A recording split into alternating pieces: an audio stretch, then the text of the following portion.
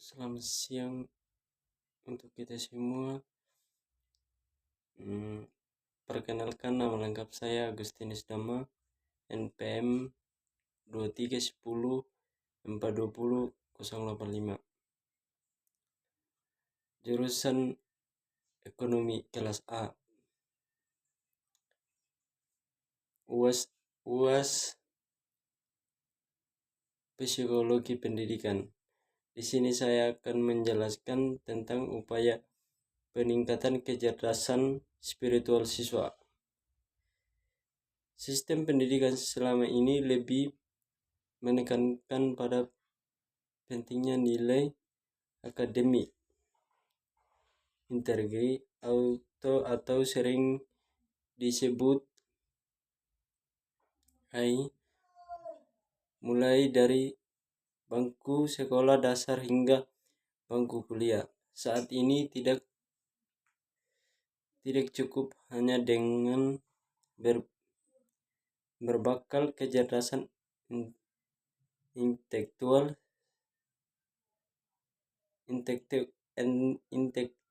saja. Inteligensi auto memang penting untuk diasah, terutama meliputi kemajuan ilmu pengetahuan dan teknologi yang begitu berkembang pesat. Banyaknya contoh di sekitar yang membuktikan bahwa orang yang memiliki kecerdasan otak, memiliki gelar tinggi, belum tentu sukses dalam dunia pekerjaan. Seringkali justru orang yang berpendidikan formal lebih rendah ternyata lebih sukses. Hal ini terjadi karena terkadang orang memiliki yang tinggi tetapi tidak diikuti dengan yang tinggi pula.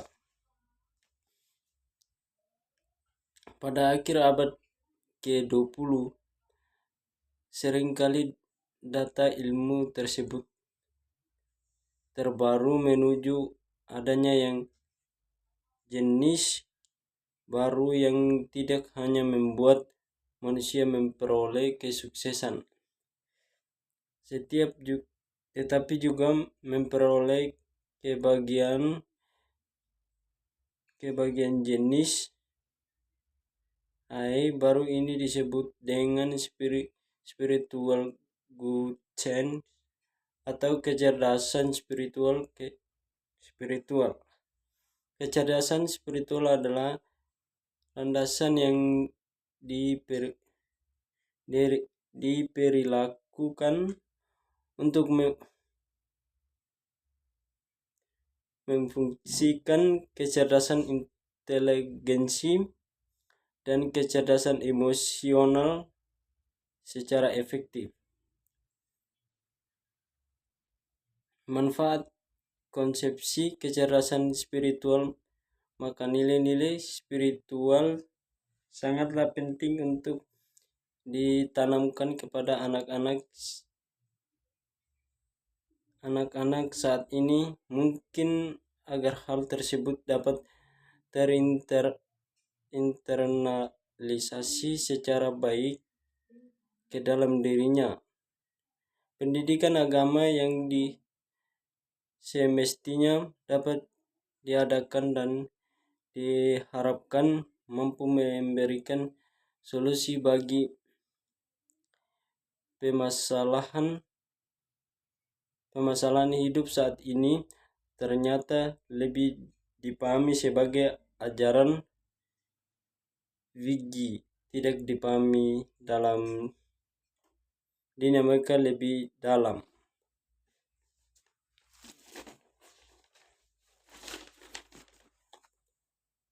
Pada dasarnya pendidikan nasional sebenarnya sudah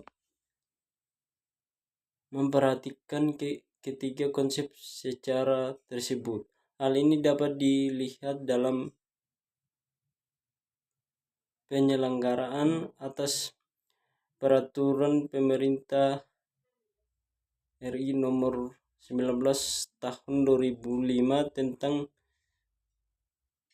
Landasan Nasional Pendidikan pasal 3 berbunyi, yang pertama, pendidikan nasional yang bermutu diarahkan untuk pengembangan potensi siswa yang menjadi manusia yang beriman dan bertakwa.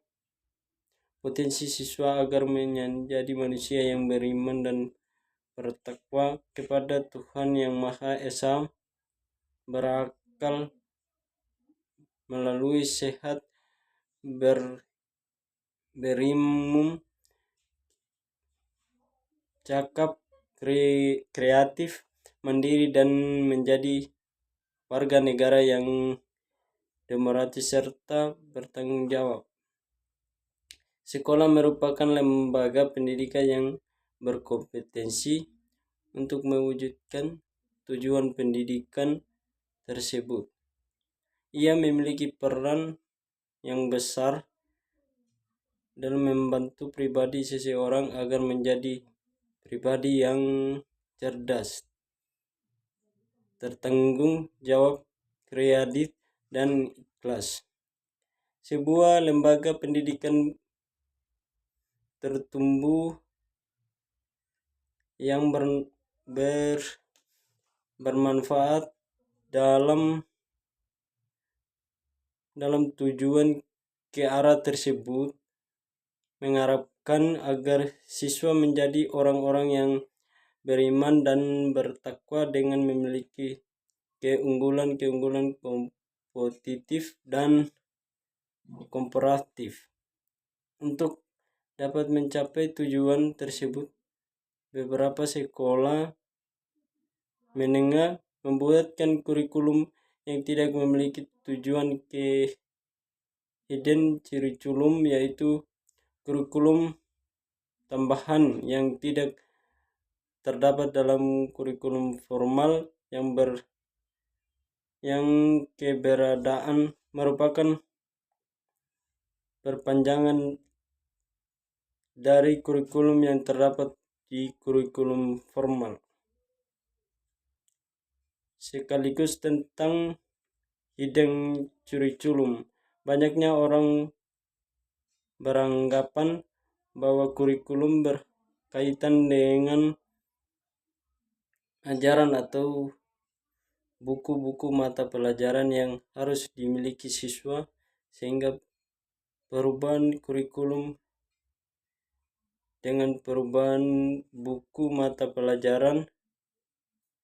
Istilah kurikulum berasal dari bahasa Latin, yaitu curriculum, yang artinya adalah jarak yang ditempuh oleh seorang pelari. Awalnya kurikulum digunakan dalam dunia olahraga, yaitu curece, artinya tempat berpacu. Kurikulum diartikan jarak yang harus ditempuh oleh pelajar. Istilah ini kemudian diterapkan dalam dunia pendidikan. Antara kurikulum dalam istilah dunia olahraga memiliki kesamaan dalam dunia pendidikan.